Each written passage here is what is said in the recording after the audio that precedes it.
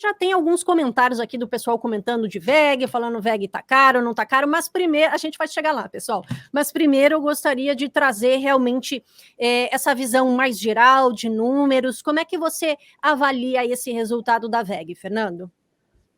Eu acho que o resultado novamente surpreendeu os analistas.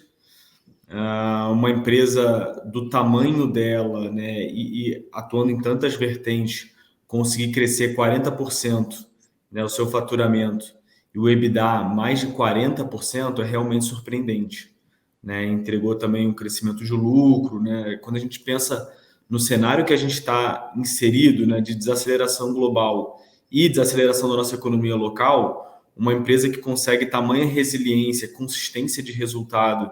E uma coisa que eu gosto de olhar também para ela é o resultado sequencial, né? Então, como foi o primeiro trimestre e como foi agora esse segundo trimestre. E mesmo o resultado sequencial também é um crescimento interessante com rentabilidade.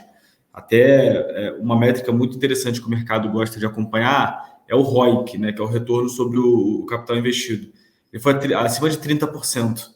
Então, de fato, foi um resultado bem surpreendente. O papel subindo hoje, né? Mesmo com a bolsa aí meio de um marasmo aí, ele andando bem justamente por conta desse bom desempenho. Maravilha, estou vendo aqui a VEG está subindo 2% aqui nos 36,68. Que aqui é assim, a gente olha em tempo real, né, Fernando? E aí, né, já vamos dizer, esses números sendo digeridos positivamente pela Bolsa. Como você falou, é uma empresa sólida, vem crescendo, né, em números de rentabilidade. Agora, né, é uma das queridinhas da Bolsa. Muita gente fala que ela é cara, né? E aí eu queria saber como é que está o valuation da empresa, como é que você considera aí, como é que a empresa está, se está cara? Tá bom. Primeiro, acho que assim, eu acho que ela tá cara, mas tem um contexto para isso, né? E é até difícil comparar ela com outras companhias, dado a qualidade dela, né? Então, se a gente for para lembrar, ela cresce mais de 20% ao ano por muitos anos, né? E aí a gente pensa, poxa, como é que ela consegue crescer isso tudo, né, no seu mercado de atuação? Será que já não tá, ela já não cresceu demais? Será que tem espaço para crescimento? E aí que entra a graça da coisa, né? Ela consegue empilhando novos segmentos dentro da sua estratégia de negócio, que compreende ali 4 linhas de atuação, tá? Então, um exemplo, embora no Brasil a parte de energia, que é geração, transmissão e distribuição, não tenha ido bem, tenha caído por conta daquela mudança de regulação do setor para a energia eólica, né, para você botar placa solar, esse mesmo segmento no mercado externo cresceu 82%. Aí você pode me perguntar, mas será que foi a ajuda do dólar? Não, não foi a ajuda do dólar. O dólar ficou estável na comparação anual. Então, de fato, ela consegue ir agregando novos produtos, né, nesses segmentos que ela já atua, e ela vai empilhando novos negócios, fazendo com que essa receita aí continue crescendo paulatinamente, né? Agora, a grande questão, né, que você me perguntou sobre o valuation, dado que é uma empresa de crescimento, né, os analistas eles têm que embutir um crescimento à frente também. E quando você faz isso, a sua chance de erro, né, o risco de você estar errando, esse crescimento ele vai aumentando, né? Porque assim, a nossa capacidade de prever que a companhia vai crescer 20% daqui a 5 anos, ela é pequena, né? Então, existe um pouco esse receio de você estar embutindo um crescimento muito grande que eventualmente não vai acontecer, né? Mas que, felizmente, a companhia tem conseguido entregar isso nos últimos anos, né? A verdade é essa. Mas, de todo modo, hoje ela negocia 27 vezes lucro para o ano que vem. Isso já é um múltiplo bem abaixo do que ela estava negociando antes. Se a gente for lembrar, o papel que saiu ali dos 42 para esses 36, né? Então uma queda ali em torno de 15%. Mas a verdade é que, mesmo tendo caído, né, e o valor estando um pouquinho melhor do que estava aí alguns meses atrás, eu ainda acho esticado. Tá? Quando eu vou fazer as minhas contas, embora reconheça, né, toda a qualidade do management, eu preciso imputar algumas variáveis que são difíceis de mensuração. Então, hoje a gente acha a empresa cara e a gente não tem posição, a gente tem uma recomendação neutra para o papel, embora, como eu tenho falado, a gente admire bastante, né? É aquela velha história, né? Uma boa empresa não necessariamente é um bom investimento, você tem que estar sempre ciente dessas duas coisas. Quando você consegue juntar essas duas coisas, é o melhor dos mundos. Talvez o melhor momento, né, para ter entrado na VEG tenha passado, né? Porque se a gente olhar, né, temporalmente, vamos dizer ali, a cotação, né? Subiu bastante. Em 2019, né? Deu um boom para cima, e aí realmente, né? Porque você via antes, né? Desde 2004 ali, num flat. De 2019 para cá, subiu bem. Mas, e ela tem mantido, né? Esse patamar, assim, bem alto. A gente consegue ver bem no gráfico, né? Agora, por outro lado, nos últimos 3 anos, o dividend yield tem diminuído. E a empresa acabou soltando ontem distribuição de dividendos e recompra de ação. Nesse sentido, né, por exemplo, ela valorizou ali, você falou que agora a ação está cara. Em termos de dividendos, recompra de ações, vale a pena entrar na empresa pensando em dividendos ou não? Porque assim, né, a gente viu uma valorização, mas ao mesmo tempo não está distribuindo tanto, né? Sim, verdade.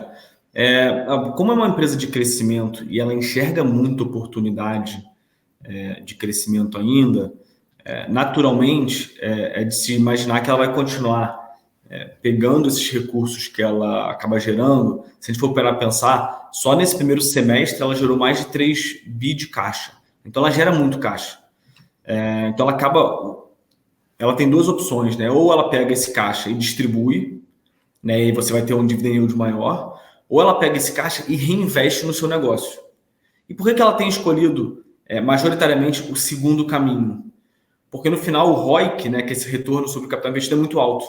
Então, o que ela pensa? Né? Olha, eu tenho projetos aqui internos que conseguem remunerar melhor o acionista do que se ele receber esse dinheiro e investir em outra coisa. Né? E aí ela deixa o programa de recompra aberto, porque caso a gente tenha algum movimento de mercado que faça o papel cair muito, abre oportunidade também para a própria companhia se aproveitar desses movimentos e recomprar o papel a preços mais baratos, mostrando aí essa possibilidade de melhorar a rentabilidade do acionista. Né? Tá legal.